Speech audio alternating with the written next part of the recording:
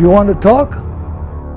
Anything you want, I'll talk to you about it. Murders? You want to talk about murders on Alcatraz? I'll be happy to talk about it. Anything you want. My name is George DeVincenzi. I was a correctional officer on Alcatraz from 1950 to 1957. I came in here with 7 inmates, all black, and within the first half hour I was involved in a murder. Right here. First half hour on the job.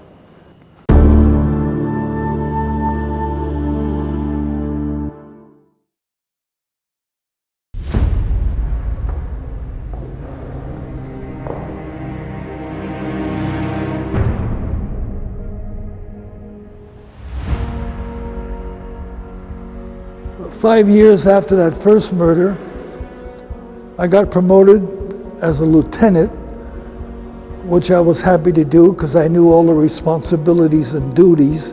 This particular morning, I was told to go to D block and get an inmate who's been confined over there over 2 years, excuse me, to protect his life.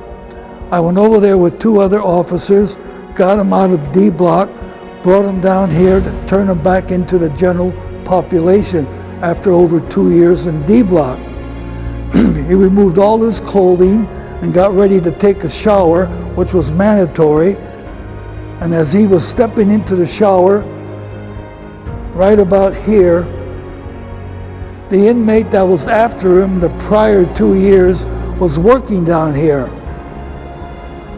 He had a knife concealed somewhere down here, and he went right after him, stabbed him 4 or 5 times, and he was dead within the minute, laying right here as he was stepping into the shower. That was my second murder in my first 5 years that I was on Alcatraz.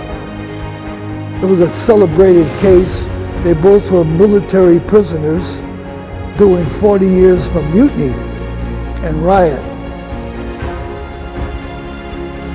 I often think about that as I did the first murder and wondered why I took this position in the first place.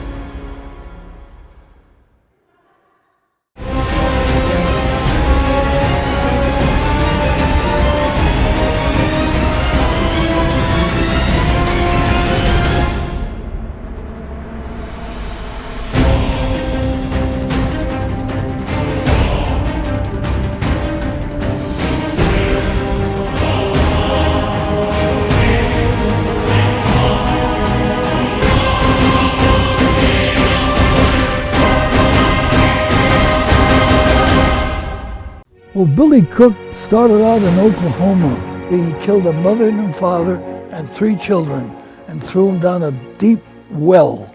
He proceeded to across the United States, went into Mexico, killed a couple down there and kidnapped people, stole a car, stuffed the body in the trunk. He was apprehended in Mexico and brought back into the United States.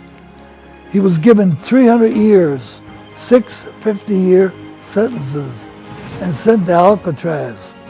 I had him in the cell house quite a while. I know exactly where he celled there, right from the West End there. He spit in my face once when I told him to clean his cell. I never liked him since. He was in a federal penitentiary.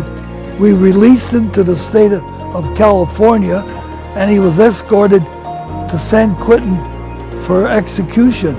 I believe 4 or 5 of us went over there, and I watched him get executed in the gas chamber there.